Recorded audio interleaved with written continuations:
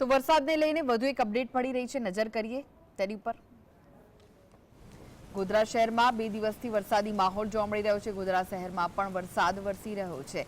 હવામાન વિભાગે જે પ્રમાણે ગુજરાતમાં વરસાદની આગાહી કરી છે, ત્યારે ગોધરામાં પણ વરસાદના કારણે નીચાણવાળા વિસ્તારોમાં પાણી ભરાઈ ગયા છે। 2 દિવસથી સતત અહીં પણ વરસાદ વરસી રહ્યો છે। ખાડી ફળિયા, ભૂરા વાવ, શાંતિનિવાસ સોસાયટીઓમાં પાણી ભરાયા છે, જેના કારણે જનજીવન પણ પ્રભાવિત થયું છે। વરસાદી પાણી ભરાતા સ્થાનિકો અને રાહદારીઓને હાલાકીનો સામનો કરવો પડી રહ્યો છે।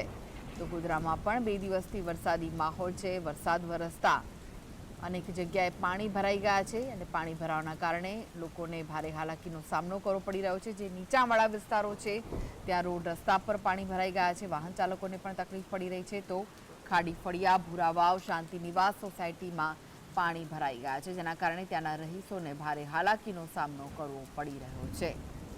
હવામાન વિભાગે સમગ્ર ગુજરાતમાં વરસાદની આગાહી કરી છે, ત્યારે ગોધરામાં પણ 2 દિવસથી વરસાદ જોવા મળી રહ્યો છે। તો આ વિશે વધુ માહિતી માટે જોડાઈ ગયા છે સંવાદદાતા રવિ। રવિ, 2 દિવસથી સતત ગોધરામાં વરસાદ વરસી રહ્યો છે, નીચાણવાળા વિસ્તારો પાણીમાં ગરકાવ થયા છે, શું વિગતો છે? ગોધરા શહેર સહિત પંચમહાલ જિલ્લામાં 2 દિવસથી વરસાદી માહોલ જોવા મળી રહ્યો છે। જે રીતે ગઈકાલે અને આજે 3.5 ઇંચ જેટલો વરસાદ વરસ્યો છે, જેના કારણે ગોધરા શહેરના જે નીચાણવાળા વિસ્તારો છે તે તમામ વિસ્તારોમાં વરસાદી પાણી ભરાયા છે। લોકોને ભારે હાલાકી પડી રહી છે। નગરપાલિકા જે પ્રી મોન્સૂન કામગીરીની જે વાતો કરી હતી તે માત્ર પોકળ સાબિત થઈ રહી છે, જેને લઈને લોકોને ભારે હાલાકી પડી રહી છે। નગરપાલિકા સત્તાધીશોને અનેક રજૂઆતો કરવા છતાંય આ જે વરસાદી સમસ્યાની જે પાણી ભરાવાની સમસ્યા છે, જેને લઈને કોઈ નિરાકરણ નથી આવતું। લોકોમાં ભારે રોષ જોવા મળ્યો છે। જી, આભાર રવિ, માહિતી આપવા માટે।